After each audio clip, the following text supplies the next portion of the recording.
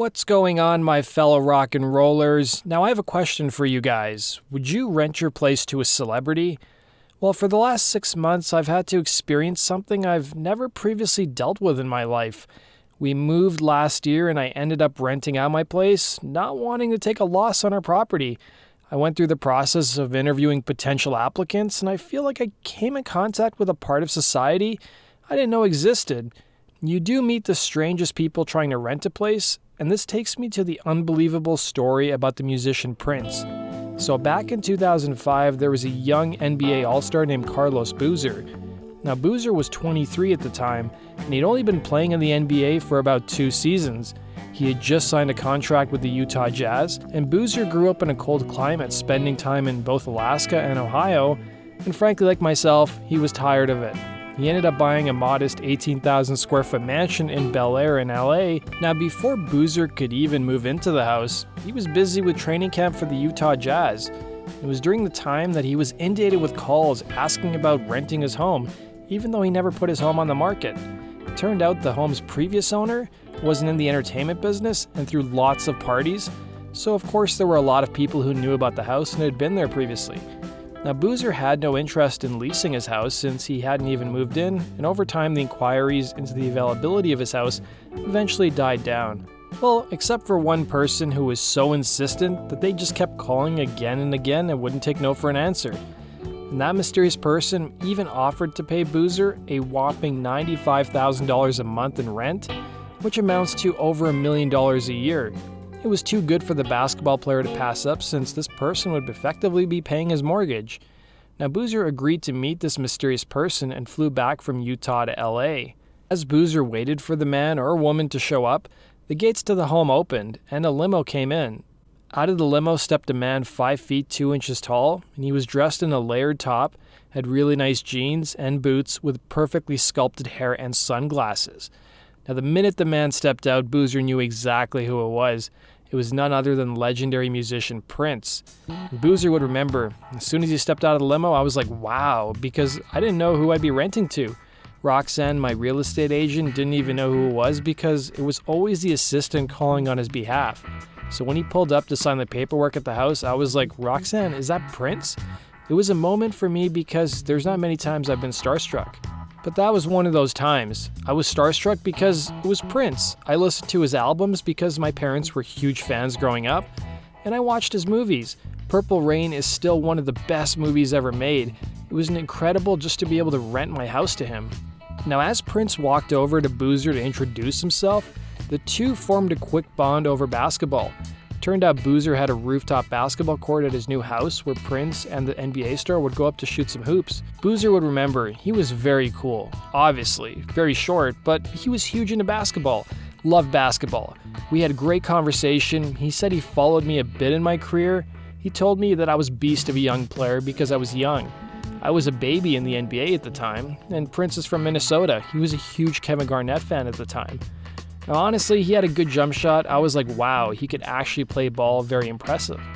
Now, Prince wanted to rent Boozer's house because he needed a flat where he could feel inspired to create music for his new album. They shook hands and signed a 1-year lease during the basketball season, but unfortunately for Boozer, a couple weeks later, he would suffer a hamstring injury that required physical therapy. The basketball player would remember at the time, the best physical therapist, Judy Seto, was in LA. I fly out to LA, I had to be there like 3 weeks to take care of my hamstring, and I go to my crib. I hit him up. I say, Pete, I'm about to come by the house. If you need anything, let me know. Now this is where things get hilarious. As Boozer returned to LA and stopped by his house, he noticed something strange. Did he have the wrong house? He had the right house number, but the home looked different. His house originally had a 12-foot high gate with gold lines on it, but those were gone. Instead, it was replaced with Prince's purple symbol, and Boozer would think at the time, I'm like, wow, so the homie changed my gate to his symbol? The stairs leading from the motor court to his home were draped with a purple symbol, emblazoned with the same symbol that greeted him minutes earlier. The alterations on the outside of his home seemed minor when Boozer would inspect the inside of his house. The original Italian carpets he decorated his home with were gone. They were replaced by black carpeting, and those same Prince symbols would appear once again on the interior of the house. As Boozer walked towards the spare bedroom, he noticed it was gone. It was now a hair salon, while another bedroom was transformed into a massage parlor. I had never had that in my home, but I'm still like, what's going on? I spent all this bread to decorate and now he did all this? I had a really awesome weight room. He turned the weight room into a dance floor. He had a disco ball and a DJ booth, which I thought was pretty awesome since I never had either before. But I was still like, what the hell? I'm livid. I go into the bedroom and it's all purple, heart-shaped bed and with a black carpet. I'm like, what the F happened to my house? Boozer Furious was the only person at the house at the time, and he would try for not just weeks but months on end to try and get in touch with Prince, but with no luck. It got to the point where Boozer was ready to sue the rock star. Boozer would remember, I left him one more message and said, P, I've been trying to get a hold of you for 2 months. I don't know where you are. I hope everything is cool with you and your family, but I'm about to sue you because you changed my whole house around without giving me notice, and that's a breach of contract. So 3 days after he left the message, Prince finally got back to him with Boozer remembering, my lawyers were about to prepare the paperwork and everything. I'm about to sue Prince. Who wants to sue Prince? An idol, somebody you look up to. Nobody wants to do that. It gets to the point where he calls me and I'm at a game and he's in Japan on tour for the 3121 album. And he goes, man, I'm sorry. I've been on the road the whole time. Don't worry. The house is going to look just like the house when you moved out. When I moved out at the end of my lease, it looked just like I was never there, trust me. So Prince would wire me $500,000 to ease my mind, which is a lot of bread on top of the rent that he was already paying. And Prince would be good by his word and transform Boozer's home to how it was when he first moved in. The Italian carpeting was back, the hair salon and massage parlor was gone, and the equipment and weight room were back.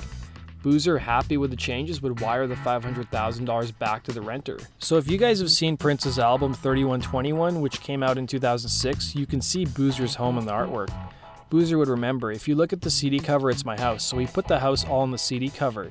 That weird interaction wouldn't hamper their ability to have a friendship, as they would end up meeting for lunch or dinner when either was in each other's neck of the woods. Boozer would reflect on Prince's passing by saying, even with the 2-year anniversary of his passing, it's still mind-boggling to me what happened.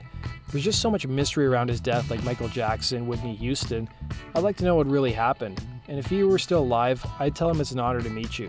I literally do believe I was conceived because of your music between my mom and dad. You've inspired so many people. That concludes today's story, you guys. Thanks for watching. Be sure to hit the like button and subscribe. If you guys want to support my channel, go check it out on Patreon. We got some cool perks for you guys.